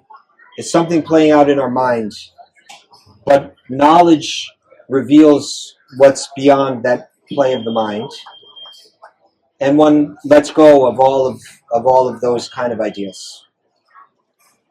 Whereas in Bhakti Vedanta, the idea was duality exists in reality, but it's spiritual. There's material duality, which is the cause of pain and suffering and conflict and all these things, anxiety. And then there's a neutral stage, which the monists or the Advaita Vedantins see as the goal. And then they say, but beyond that, there's a spiritual duality or spiritual individuality. In reality, I am me and you are you, and God is God, and that never changes. And with that duality, there's the potential for love. And love is something there's Ashraya, the one that holds love, and then there's the Alamban, the one that is love, the object of love. So love is an energy. Every energy is an energy of God. But love is a specific energy of God that is personified in the form of Radha. And one can be blessed with that energy that grows in one's heart, and they hold that energy in their heart, and it's directed at an object. And that would be Radha and Krishna, Sri Krishna.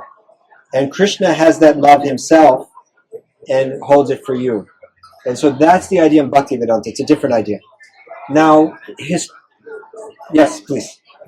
Now, historically, I believe what has happened historically, I'm sharing with you my viewpoint, is that there was Advaita Vedanta and there was Bhakti Vedanta. And historically, there was a wave of Bhakti that spread throughout all the... At first, the Advaita viewpoint was very prominent. And then there was a wave of Bhakti, and Bhakti became very popular. There are very many Bhakti saints that became very popular. There's Mirabai, there's Tukaram, there's Sri Chaitanya, there's Vallabha. You could go down the list. It took Vedanta and made it very popular, very widely popular. And Bhakti was the message. Divine love was the message. And I think at a certain point in history, and both of those schools of thought, they would present their ideas, their interpretations of Vedanta, of the Upanishads, of the Vedanta Sutra, of Bhagavad Gita. They would write elaborate commentaries like theses on their. And the Advaita Vedanta was saying love is an illusion, knowledge and moksha is the highest thing. The Bhakti Vedantas were looking at the same text and saying, no, we understand it in a different way. That love is the highest principle. That is the very nature of the self. And that when you're blessed with the right energy, it arises in you. That's the goal of all existence, eternally. And they defended that with their commentaries on these same texts. Now, at a certain point, certain teachers or philosophers or gurus, they began to blend the two. So they took the Advaitin idea that ultimately all is one in the end, that there is no duality, but they borrowed a lot of the Bhakti language because it's so beautiful and sweet and popular, and they blended that in. So then you get ideas like God is love, and we are love, and we are God, and like that. The Advaita Vedantins didn't speak like that. I kind of see it as a kind of like a blend of two different ideas that don't necessarily fit. Maybe not entirely coherent. So I can appreciate people from all different backgrounds that are coming sincerely and all that. But if you want to understand, you see, the Advaita Vedantins, when they speak of Bhakti, and even the other group that was called, we might call them Neo-Vedantins. When they speak of Bhakti, they'll say Bhakti is a good thing. You can worship God in your temple, have a temple in your home. You can choose anyone that you want, and you can worship them. And that devotion that you're expressing is a step up. But at a certain point, you need to let go of that. You need to, because all form, they will say, is illusion. And knowledge is what reveals the highest truth, where there is no form. So your bhakti is kind of a stepping stone to a higher platform. You understand? The bhakti yogis would say, if you are doing puja in your home temple, but your motive is not love, but moksha, to become free of the sufferings of this world, that's not exactly bhakti. Because bhakti means the only motive is love. Like, for instance, let's say someone proposed to you, right? And they were speaking the language of love. They're saying, I love you. I want to marry you. I want to dedicate my life to making you happy. I'm always thinking of you. All those kind of things. So they were proposing to you, and they were saying all the language of love.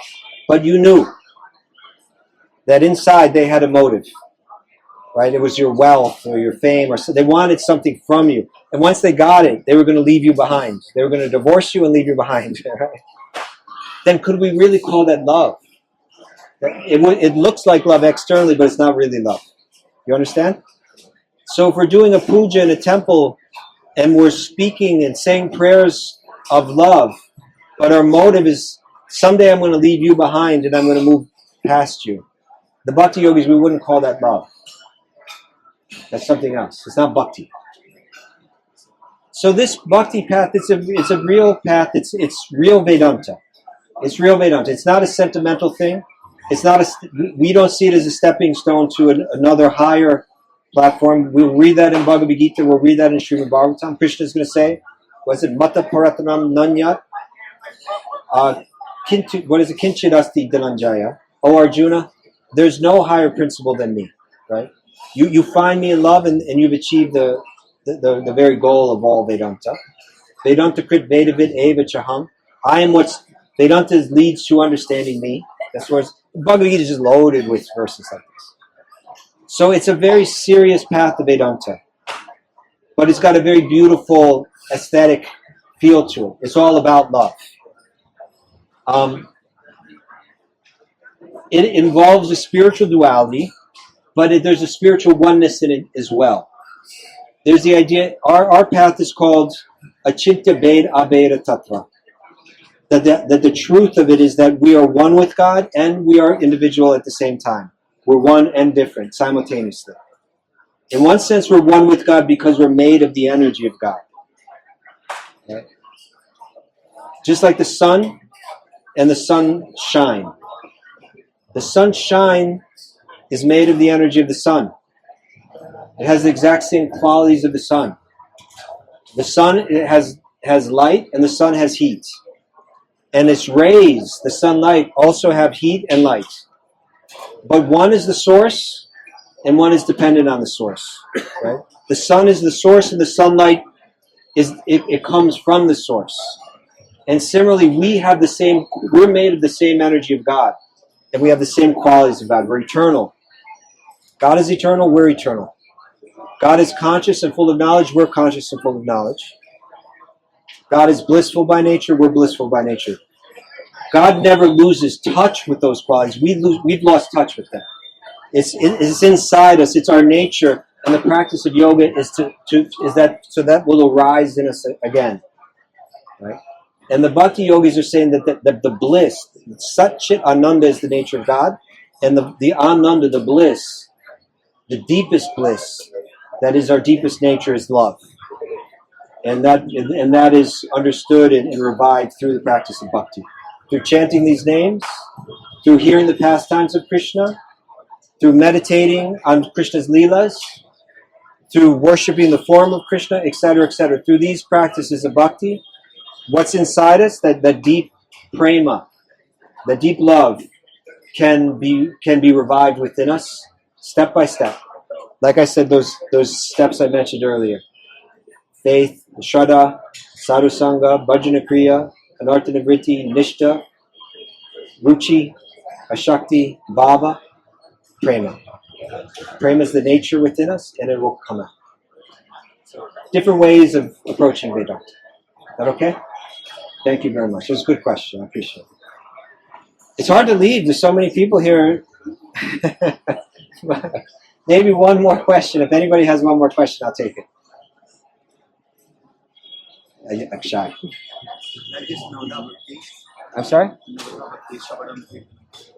Shravanam Kirtanam? What about it? Yes? Yes. Yes. Yes. Yeah. Shravanam Kirtanam Vishnu Smaranam Parasevanam Archanam Bandhanam Dasyam Sakyam Atmavedana. Yes. You have a question about that? Okay. Yes. These are practices in bhakti. Thank you. Speaking of divine love, I guess my question is, should one be attached to Krishna? And how do we handle those who are attached to us? Like, our family, how do we deal with it, even though we may be pursuing a spiritual path, we still have family that love us, but they're attached to us.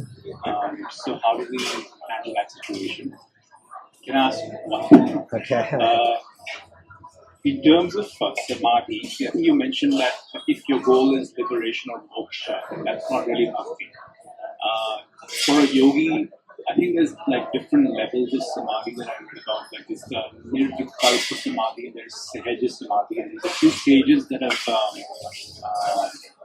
have experienced sahaja samadhi, and their body and mind are basically in pursuance of divine will. Should samadhi be a goal for a yogi? That's my question. Okay. Let's deal with that first.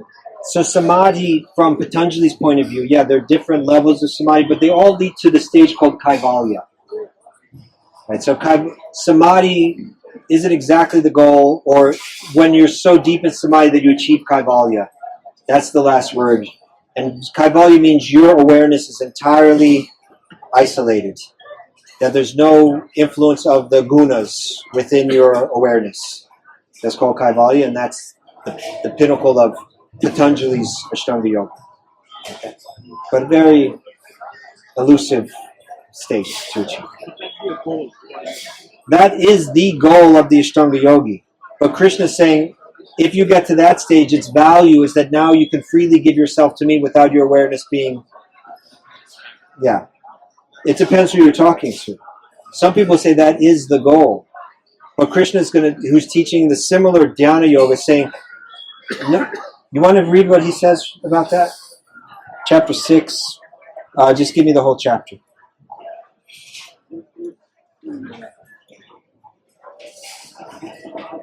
So in the chapter 6, Arjuna was so fixated on the idea of practicing like Ashtanga yoga, like dhyana yoga, that he just couldn't understand the karma yoga that Krishna was saying. So then finally Krishna said, okay, let me tell you what it looks like. And then when Arjuna heard what it looks like, he said, I don't think I can do that. I can't control my mind like that. But at a certain point, he describes what samadhi looks like. And he says this. In this stage of perfection called trance or samadhi, one's mind is completely restrained from material mental activities by the practice of yoga. This perfection is characterized by one's ability to see the self by the pure mind and to relish and rejoice in the self. In that joyous state, one is situated in boundless transcendental happiness, realized through transcendental senses. Established thus, one never departs from the truth. And upon gaining this, they think there's no greater gain. Being situated in such a position, one is never shaken even in the midst of the greatest difficulty. This indeed is actual freedom from all miseries arising from material contacts, right? So this samadhi has lifted them to a state where there's nothing of this world that can disturb or harm them. You understand? Is it perpetual? It can be. So then he goes on. One should engage oneself in the practice of yoga with determination and faith and not be deviated from the path. One should abandon without exception all material desires born of mental speculation and thus control the senses on all sides by the mind. Gradually, step by step, one should become situated in trance by means of intelligence, sustained by full conviction, and thus the mind should be fixed on the self alone and should think of nothing else. That's Kaivalya. The yogis whose mind is, but now Krishna is going to say, the value of that state of awareness isn't just to stay right there. It's now there's no longer any distraction. You can turn yourself to me. Right? The yogis whose mind is fixed on me verily attains the highest perfection of transcendental happiness. He is beyond the mode of passion. He realizes his qualitative identity with the Supreme, and thus he is freed from all reactions to past deeds. Thus the self-controlled yogi, constantly engaged in yoga practice, becomes free of all mental contamination, achieves the highest stage of perfect happiness in transcendental loving service to the Lord. The true yogi observes me in all beings and also sees every being in me. Indeed, the self-realized person sees me, the Supreme Lord, everywhere. And this is one of my favorite verses from Bhagavad Gita. For one who sees me everywhere and sees everything in me, I am never lost. And then the next thing he says takes everything to the next level. This is the end of the 6th chapter. It's near the end of the 6th chapter. And it's where there's a shift in the Bhagavad Gita to where it really begins to speak about Bhakti. It's like the Bhakti message is bleeding over here. You don't hear this kind of talk in the Upanishads. You don't hear this kind of talk in the Vedas. But he says, for one who sees me, the Upanishads are going to say, you can see God everywhere and see everything in God. It's going to talk about that kind of stuff. Now Krishna is saying, I am that God. And for one who sees me everywhere and sees everything in me, he says, I am never lost to them, which is like, that's a powerful thing right there. Like the yogi never loses contact with God, but he also says this, and they are never lost to me. He's saying, just like they're always thinking about me, I'm always thinking about them. This is bhakti now. Now we're getting somewhere else, right? It's like not only do you meditate on a divinity to achieve freedom from suffering, but that divinity becomes interested in me. That this is a reciprocal relationship. This is new talk. This is a new message here. And so this is where how the Gita teaches, where all of that, this is the samadhi that the Gita is teaching. I'm seeing that wherever I look at you, I'm seeing you're the energy of God. God is inside you. I can't forget God. I see this tree. I can't help but think of God. I look at the moon. I can't help but think of God. I see how the world is moving. I'm seeing God's hand in it all. Everywhere I look, I'm seeing God. That is samadhi. There's a sameness to my meditation wherever I look. So it's not exactly necessarily a state of trance, as the Ashtanga yogi is speaking of it. Although it could be that. I could go into a state of trance and see Krishna's form or his pastimes. But more commonly, everywhere I look, I'm seeing God's hand. I'm seeing God's presence. I'm seeing God's energy. I'm feeling God within myself. And Krishna is saying, when you see that, Krishna is saying, I'm always thinking of that yogi. Right? I'm never lost to them. They're never lost to me. And that becomes the deeper message of the Bhagavad Gita. At the very end, he's going to say that. Arjuna, I'm telling you this because you're my dear, very dear friend. Always think of me. Think of me within yourself. Say, what is it? At the end of the 6th chapter, Yogi namapi sarvesham, amongst all the different types of yogis, and there are many types spoken about. Madgatain under Atmana, one who's meditating on me deep within themselves. Shradhaban, with great faith. Bhajate yomam, worshipping me with love and great faith.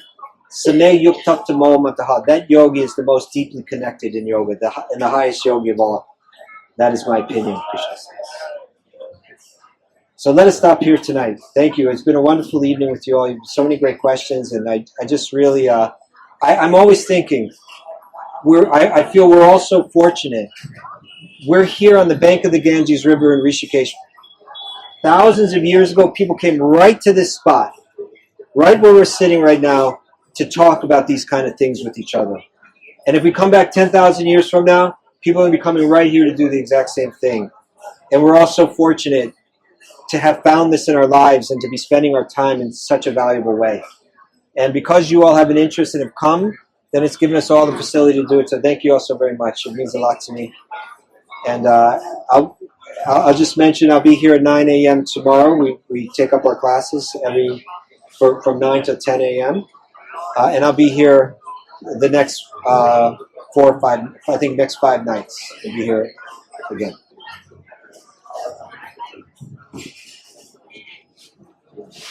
I was wondering if your wife, she stayed in that environment because she must have triggered a lot of people in some ways. Sometimes maybe they felt like she's a politician, isn't it? Or how she did. I mean, she could stay in that environment at the end, or she had to eventually go back to another environment. She eventually did leave, but only because she chose to. But it wasn't, the people were always eager to see her. Whenever she would go back and visit, they were always very happy to see her and all of that. So it wasn't because they were triggered by her. They actually really appreciated her.